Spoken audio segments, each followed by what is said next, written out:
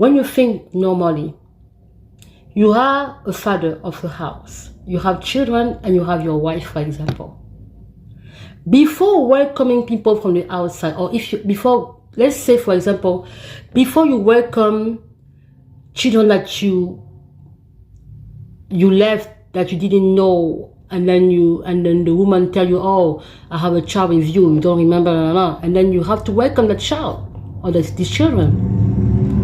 You have to secure your own children at home first before welcoming the new one.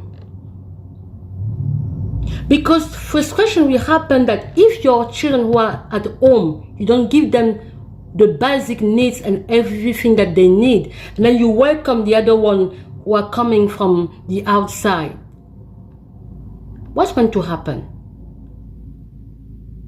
Because I don't see it like, I don't know, because we don't know the motivation of their return. Because most of the time you saw it yourself that when Black America come, especially the celebrities, they don't come in Africa because they come for tourism.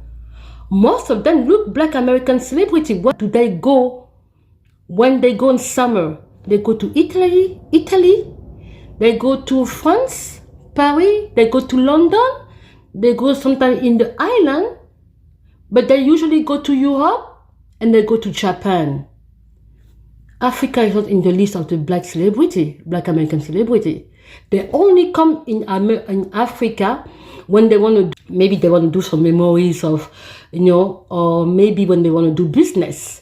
So the question I have is, this return, is it about being a part of the African continent, or they just want to be there because it is economical reason, because in America it's no longer good and they cannot take it anymore, and Africa is cheaper and probably the opportunity is bigger in Africa because this is a continent that you can still reinvent yourself, you can still do stuff again in Africa, even though the government are headaches. We have to know. Because if I am a member of the government and I am counseling the president, I will asking, Mr. President, what is the motivation? Because we need to know. If the motivation is a part of being among the Africans, that's good. Then still we have to do a background check and we have to do interviews to know them. Because when you go to America, they make you do background check, they make you do a medical record, they make you go through the medical procedure, and they make you have an interview. We have to do the same thing because you have to know the motivation, okay? If they come because they want to know Africa, it is good, we are very happy, but you have to prepare them. You have to have a program for them to know how it is to live in Africa and to know the African culture according to the countries. Because yes, I am from Central Africa, okay? When I went to West Africa, it was already different. In West Africa, depending on the country, people are more traditional and conservative. So you see that in America, they don't like conservative a lot. Like they don't like traditionalists and stuff like that. They're already fighting the patriarchy. They are fighting. Okay? Women feel comfortable telling you that we don't want the men anymore in power and such. But in Africa, we are proud to have men first. What's going to happen? Because this is a clash of culture. In America, for example, people don't feel like they have to owe you something like being courteous. I don't know. Like, for example, you can talk to someone today, tomorrow the person ignore you. In Africa, you do that, it's rude. Okay? In America, someone can see you, can be your neighbor. It doesn't have to say hi to you. But in Africa, if you have a neighbor, yeah, you have to. It is the way we live in Africa. You have to be courteous. You have to be, like, in a way, very courteous. Like I say, it depends on what part of Africa they are going. Because I saw a documentary where a Black American was saying that an African woman told her that she was rude, which I believe it was true. Because our culture is different. When I went to West Africa, you know how sometimes they have to say hi. The country I went, you have to say hi like that. Hi, sir. Hi, sir. That's how they say. I don't see that American would like to do that. What's going to happen? You have to prepare them. Tell them that in Africa, you don't even provide for water properly to people, electricity, internet. They come from a country where everything like that is normal. What about service and administration in hospital? We have been complaining about that many times. Now you have people coming from the outside. Okay? The old diaspora, they don't know that. They know that it's normal to have the medical service must be given to them in the proper way. What's going to happen? I have a question on that. I hope it's not going to be a disaster, because that's I know how we are. We never prepare for anything. Is about always emotional. It's not about emotion. At some point, we have to take our responsibility. We want our old diaspora to come back home. What are we already prepared for them to be back home? And you already see some video where they now telling us that because of them. Yeah, I saw one who was talking in a way very arrogant, saying that Africans are like monkeys or whatever, and then monkeys and stuff like that, that because of them, okay, the money we have Africa, like, come on. You have another kind of mentality here. Their culture is different than us. And they are right. We are different.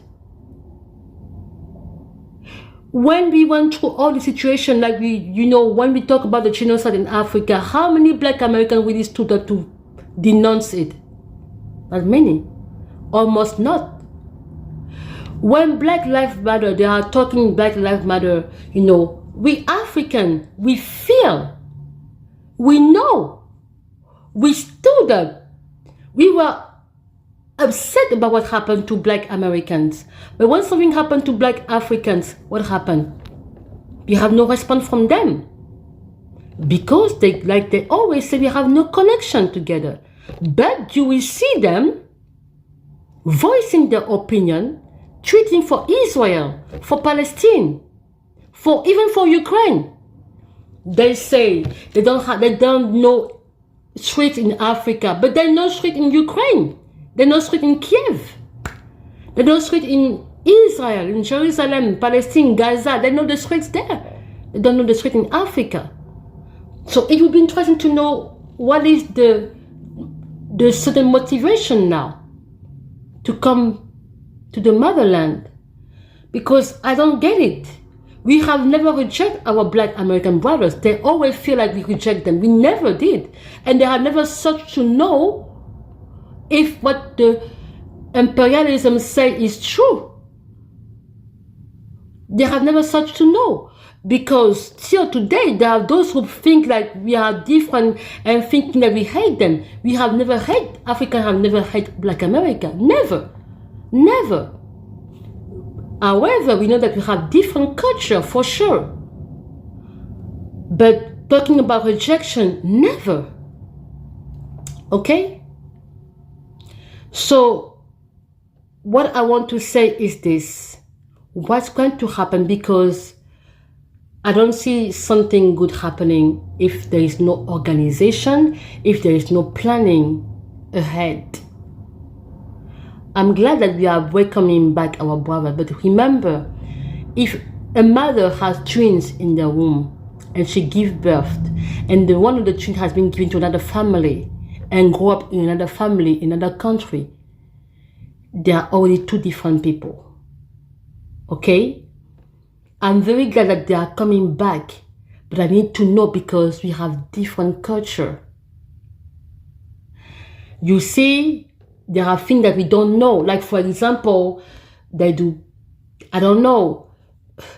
For example, I just give an example because I'm old school, I'm African old school, maybe, I don't know. Like, you have people putting gold in their teeth in Africa. I cannot date someone who have gold in the teeth. Okay? Golden teeth. It's a style for them. for some of them. I don't know. You have tattoos, piercing. It's something that Africa is trying to imitate, unfortunately, but we didn't have it. They are okay with same-sex marriage. We don't know that in Africa. We tried even not to be. We don't know that. So just know that it's gonna have an impact for us. To us, same-sex marriage doesn't exist. We don't agree on that. To them, it's okay. You see themselves, they're fighting for it.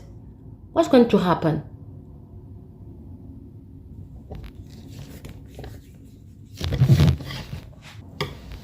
I'm just saying. Mr. President, Mr. African President, you can hire me. I can be a counselor for you. Because what is happening, I don't know. I'm just saying. I'm very glad that we have our brother back, but I think you need a program to welcome them back and to know the motivation is very important. Some of them, I don't deny that some of them come because they want to discover Africa, which I'm very happy, because for a Black American to be interested in Africa is a huge victory. It's like an African researcher once said, if you have a Black Americans who want to know about Africa, you should keep him and hug him tight in your arm. It's a huge victory because most of them are not interested. And they will tell you clearly that we have nothing to do with Africa. So I don't see anything wrong. They already have their own lives. We are different. What's going to happen? Have you prepared those who really want to be back in Africa so that they won't be hurt and be disappointed? And what about those who come because they want their own end? Because remember, they come from capitalism. We don't have capitalism. It's in them, capitalism. What's going to happen? I'm just saying.